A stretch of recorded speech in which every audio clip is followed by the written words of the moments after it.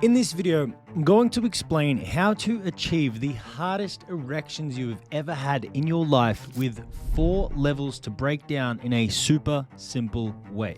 It's also going to give you the ability to read between the lines to help you identify any of the, quite frankly, bullshit out there overpromising results. And this might just be the last video you need to watch, ending the scrolling or searches on old mate Google on increasing erection quality. Now, if you're 1 in 5 guys that suffers with erectile dysfunction, it's no wonder you're watching this video, but I can promise you, once you understand everything in this video, you may never have to suffer with ED again. Even if you have okay erection quality, there may be less of you watching with less motive, of course, but regardless, this video is just as important to you. Now, taking everything in will mean you can take your erections to extraordinary levels and actually keep them there, lowering your risks of ever facing problems in the future, because let's be honest, anything can happen, especially as we age. Now, out of the 3 physical aspects of sexual performance, hardness, stamina, and size, let's say not including other relationship and bedroom dynamics, hardness is by far the most important to have optimal. It will be one of the main reasons you can even maintain control and last longer in the bed, plus achieve your most natural and fullest size, of course, increasing pleasure, satisfaction, and fun. Not to mention, even if you're average or even below average for size, you can still have and enjoy sex. If you can't last as long as you like, you can still have and enjoy sex, even if it means just rolling up your sleeves and taking care of them once you're momentarily out of the penetration game, so to speak. But if you can barely get hard for adequate penetration, that's not only a turn-off, but it's possibly one of the most embarrassing moments you can face as a man. Your biological tool for creating life itself and, of course, pleasure, both of which represent you as a man,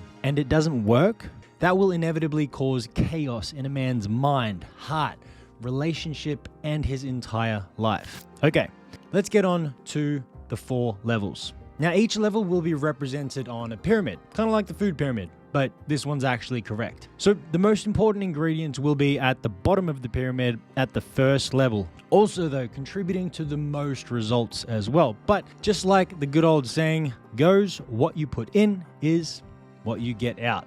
This means it's going to take a lot more work, and it's also probably not what you think. Then the level above that, level 2, will contribute to less results, but it will also take less work and effort. The same will be for levels 3 and 4. Now, level 4 making the least difference, or at least long term, but it's the quickest and easiest solution to improving hardness. Now, here's the thing though. You are already and always doing something for the first 3 levels. The difference though is by you being intentional and doing the right things in order to improve your hardness. Now, because most people want quick and easy, we're actually going to start with level 4. But remember, as I've said, this will come with the least results, especially long term, with the least work. Now, it's also important to remember and understand that this step may not even provide any results for those with severe erectile dysfunction, in which case the lower levels are going to be a lot more necessary. All right, level 4. This is most likely the first thing most people's minds go to when they think about trying to improve their hardness, and that is supplements and tools, including pills, potions, lotions, pumps, and rings. Now, supplements including the on-the-shelf pills and transdermal lotions to even prescription medications like Viagra. They all have a similar goal in mind: to increase blood flow, whether it's increasing nitric oxide, causing vasodilation, widening blood vessels, maybe even inhibiting certain chemicals in the body to produce more flow of blood. Most are causing a systemic reaction while we're actually hoping for a local effect to take place, aka 2-hour lad. Now remember though, these may get you a little harder and help you out a bit, but I like to think of these as like the 5% edition. And that is, if you even need it at all, after making sure you have the first 3 levels on point. And just FYI, for those that have seen pills claiming to make your Johnson larger, it's unfortunate that I need to spell this out sometimes because the marketing can be very misleading. But the increase in size, if that's what's being marketed, is only coming from within your natural capacity. If you can get to 100% hardness naturally by yourself, technically these pills won't do anything for you. So there is no increasing size since you are already at full capacity. Just wanted to point that out. Next is a pump. Now, these were actually first invented as a solution for those suffering with erectile dysfunction to artificially pull blood into the Johnson. However, they would be used alongside a penis ring to trap the blood in there after the pump was removed. So while this may help someone suffering with ED, it's not going to solve ED. It's simply going to allow the person to have, well, quite frankly, subpar sex for the time being. Now, even regular pumping can help with local vascular health if done consistently by expanding the blood vessels and tissues and also limiting the risk of atrophy from limited use of an erect state. So over time, you can increase the ease of blood flow, making future erections even easier. Next are rings. Now, these come in all shapes, sizes, varying in thicknesses, materials, features, and more. The main goal of a ring, though, is to prevent blood from leaving your lad. Now, it's actually doing what happens naturally. As the pressure builds up in these inner penile chambers, a dense layer of tissues, such as the tunica and even fascia, press up against the blood vessels that allow blood to leave, trapping more blood in the penile chambers and building up that pressure. Now, a ring, though, is doing this by producing pressure from the outside of your lad. That being said, it means that if initial pressure cannot be built in the first place, then a penis ring still won't work. Hence why those suffering with ED will often use a pump to pull the blood in and a ring to trap the blood there. Plus, rings can be an absolute fun addition to the bedroom to have that easy additional pressure and hardness, increasing pleasure, especially if it comes with extra features, maybe like vibration or protruding probes. Okay, so that sums up level 4. Now, as you can tell, the effort involved is very low. Swallow this, rub that on, pump this up, stretch a ring over, and bing, bang, boom. Now, as I mentioned, low effort also means low results in most cases, and even in some cases, none at all. This brings us to level 3. Now, this level is something that many also know of all too well.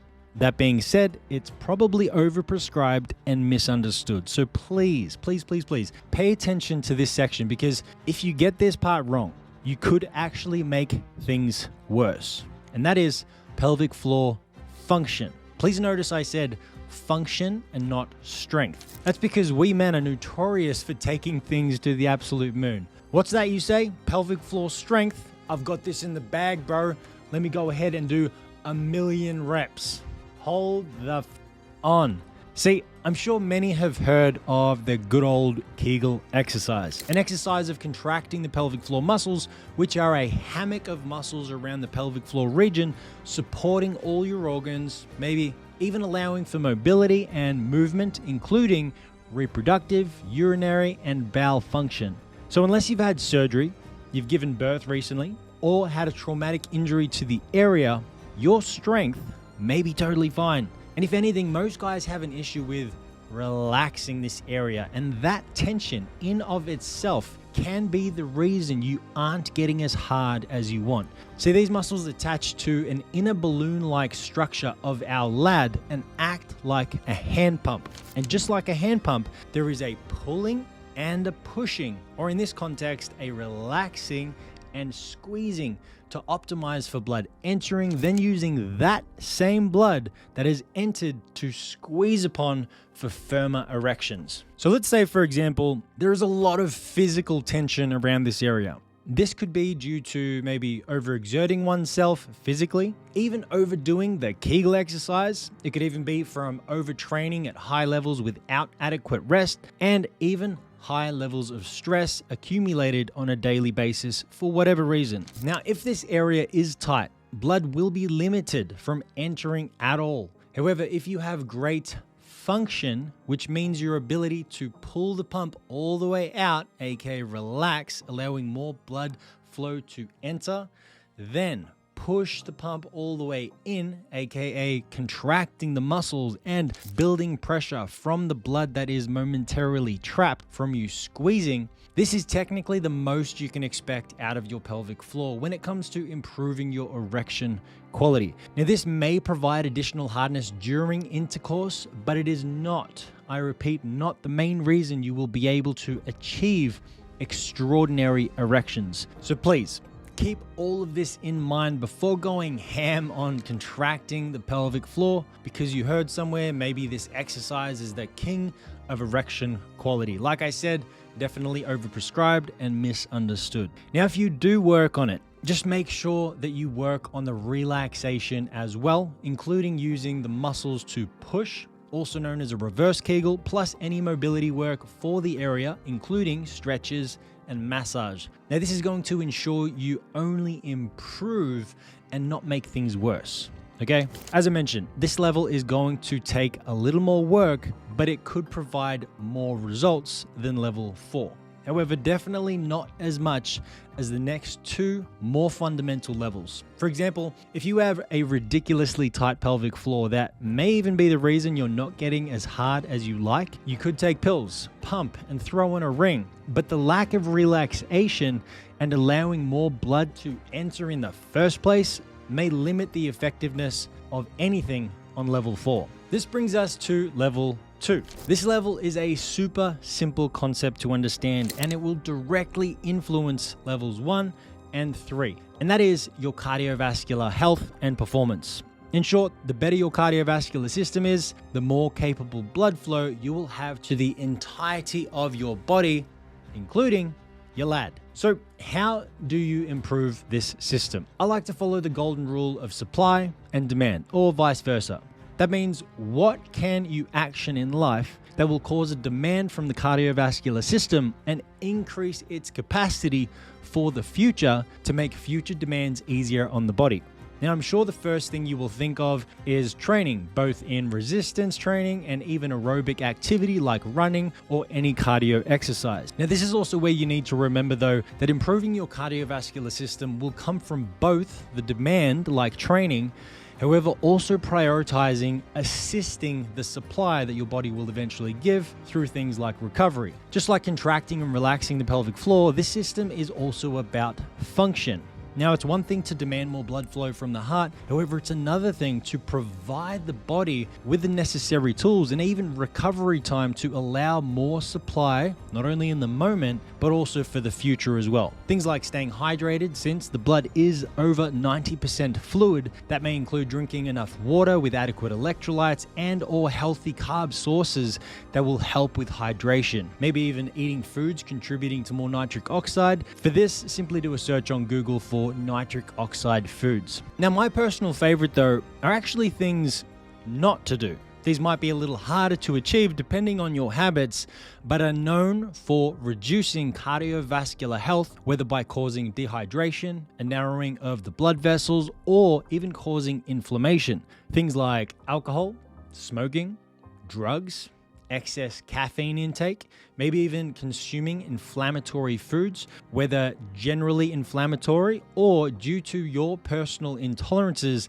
that could be causing inflammation as a reaction. For example, I don't drink, smoke, or take drugs. I try to limit my caffeine, especially around the times I need or I think I'm going to need to perform under the sheets. Plus, I've cut out all foods that I think have inflammatory effects to my body. Now, you probably need to get tested or try out an elimination diet after getting your inflammatory markers tested to see what works best for your body. Okay, so that sums up an overview of level 2. As you can tell, this is going to take a bit more work, especially if you have ingrained habits that could be working against you to improve your cardiovascular health and performance. It's also going to produce a much greater result, though, than levels 3 and 4.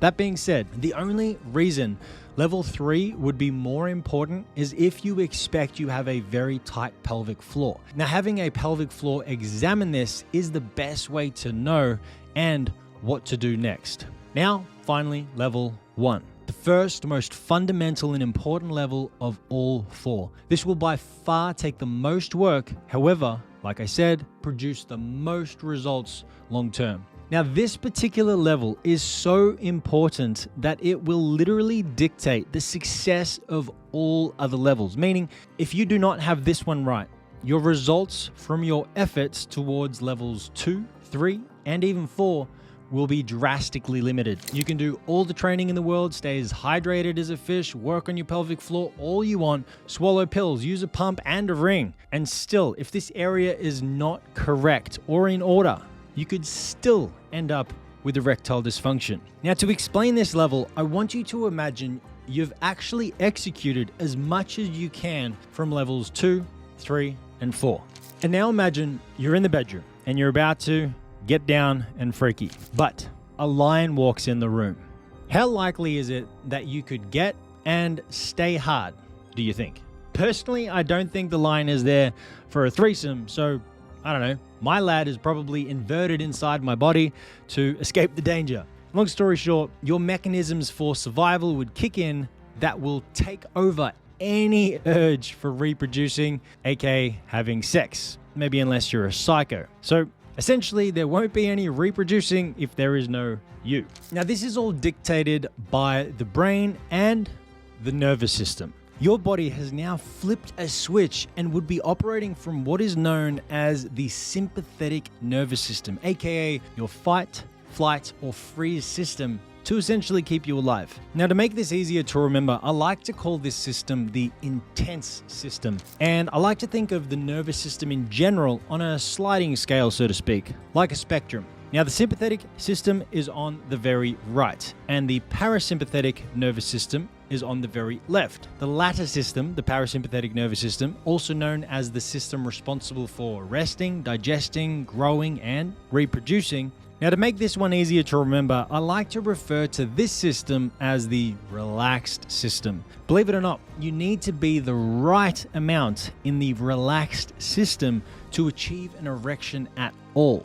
Also not too far either. Being too relaxed could be a result of maybe low libido, excess alcohol consumption, or even prescription medications like SSRIs. Now, to be able to achieve a satisfactory erection and have this fundamental level produce the most amount of results, you need to pay attention to all three pillars, which I'm about to cover. Now, due to this system, it's not like all your efforts for all other levels 2, 3, and 4 have gone down the drain. See, the nervous system is like a directory of where to send blood, which is our form of fuel, such as nutrients and oxygen around the body for the task at hand. Let's take the lion threesome situation. The body will direct as much blood flow, aka energy, to parts of the body that will get you out of danger, including all the extremities like the limbs of the body and anything that will enhance your ability to fight, run away, or even stay hidden.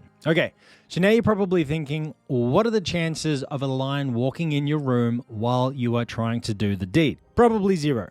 But that is not to say that your mind and body are not experiencing a similar level of stress on a daily basis. See, your figurative lion could be in the form of a stress in a physical, emotional, and or mental capacity. This could be pushing your entire system more into the intense system, and in doing so, further away from achieving an adequate erection in the first place. Now, your nervous system may believe it's not safe to have sex right now. To your DNA, survival will always come before reproduction, aka sex. Now, I'll give you a general overview of potential stresses, and in doing so, I hope you can work out what you will need to do in your life to improve these areas. Now, when it comes to physical stress, think of health. What are you doing right now that could be impeding on your body's health and its ability to stay in order and at ease? This is essentially the definition of health: the absence of dis-ease and disorder. Maybe a lack of fitness, so any exertion at all is stress to the body. Behaviors that could be causing stress, like alcohol, smoking, drugs, maybe even overtraining the body and not allowing for adequate recovery, putting stress on your whole system. maybe not providing the proper fuel for the body through nutrition, and even once again, eating foods that could be causing an inflammatory response. I'm sure that there are a number of things that should come obvious to you, unless you're being delusional and ignorant. Things you know you should be doing, or even things you know you probably shouldn't be doing. At the very least, try to write them down, okay? This will be the very first step to acknowledging them, to then take action. Even if you don't take action straight away, and just have them stare at you, maybe because you've posted them on a wall you have to walk past every day, will definitely be a step in the right direction. Maybe put a note on this particular sheet of goals to remind you of the extra motivation you should have. Something like, give all these a tick for a happier and harder. You get the idea. Now, ultimately, sexual health and performance is health, period. They are practically one and the same due to our biological evolution to survive and procreate. Now, for the emotional and mental side of things, it's also important to remember before I go on that each aspect, physical, emotional, and mental, will affect one another, and they can't be separated, which can sometimes make it very tricky to work out the root of the issue. For example, your physical stress will without a doubt affect your emotional and mental state, and vice versa. But it's about gaining enough self-awareness to tackle any signs and symptoms the best way you can. Now, what is emotional stress? Maybe your health is as best as you can have it at the moment, but you have a number of things going on in your life that could be causing stress in different forms. Maybe overload with work causing feelings of anxiety, relationship trouble causing feelings of guilt, maybe the loss of a loved one causing feelings of sadness, maybe existential realization that we're all on a rock hurling through space, most likely for no reason at all. You get the idea. Now, emotions, as I mentioned, could be enhanced by whatever is going on with your physical body in both a positive and a negative way. For example, if you have really poor health, your relationship troubles could seem a lot worse because to the body, it's all pulled together as stress, simply felt and even manifested in different ways. The same could also be said in the opposite direction. If your physical health is optimized with less stress from this one aspect, the pool of stress is much lower, even if you feel really powerful emotions. All right, next is the mental narratives that play out on a daily basis. Now, we all have thoughts every day, majority of which are subconscious since we wouldn't have time to even process them all individually and get on with our day. The question is, are these thoughts contributing to stress or helping alleviate stress? Essentially, a simple thought that is even slightly negative could contribute to the total pool of stress and have you feel a negative emotion and even affect your physical well-being. A simple way to identify a narrative is by asking a simple question. First, try to catch the thought in action, which might even stem from an event in life and or feeling an emotion and looking for the potential narrative attached to that feeling. Then ask the question, does this narrative serve me or hurt me? The first step is obviously to identify it. Next is to investigate its potential damage. And if it's not serving you in any way, shape, or form, then the best thing you can do is to replace it. Now, you can do this by replacing the thought with something that would rather serve you, that counteracts the negative effects of the original narrative. For example, maybe someone just left you and you start to have a negative thought show up, something like, I'm not worth being loved. Unless you're an absolute piece of shit, I bet this narrative is actually bullshit. And it's only being made worse by the emotions of maybe sadness and or guilt from the situation, even causing havoc to your physical health. Now, this is clearly not going to serve you. So what could you replace it with? Every time the thought pops up, I'm not worth being loved, you need to replace it with a new narrative. Best done even said out aloud for more neurons to take root. Obviously, if the circumstance allows for it. Now, an alternative or even an additional thing you can do is actually write it down, put it on a wall, and say it out aloud every time you see it as well. Now, using the same example, depending on the reasons for the relationship ending, the replacement could vary, but it needs to be something that serves you while also not being delusional, okay? Maybe something like, this relationship was not meant to be, opening the opportunity for the right person to come into my life. Or maybe you did in fact do something that was shitty or actually caused the issues. In this case, humility will go a long way with something like, what I did was wrong and they deserve better, but I will never do it again, and for that, I deserve new love. Now, I hope you get the idea. Like weeds in a garden, each needs to be worked on one at a time. And like I said, this is not going to be an easy process, but it will make such a difference in the long run, reducing overall stress to your entire nervous system. And by doing so, you can slide down the nervous system spectrum towards achieving amazing erections. Now remember, again, I did say that this level was going to be a lot more work than the rest, but again, this could be the big, huge, massive domino that tips the rest over. I've personally been in a place where I had erections no harder than mashed potato, only to have a conversation about something with a partner that was contributing to unwanted feelings and these negative narratives, to have a breakthrough because of the open communication we had. And in seconds, I kid you not, my Johnson was ready for action and ready to...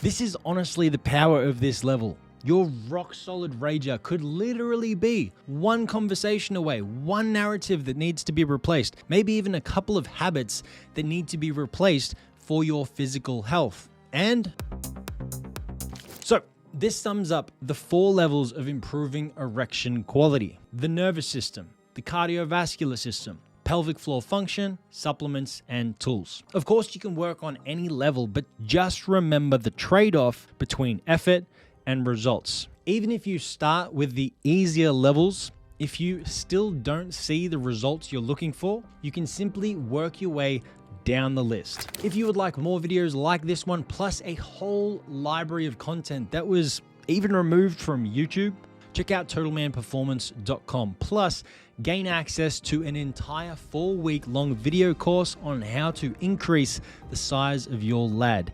It's 100% free, and I promise it is real. Enjoy, and I'll see you in the next video.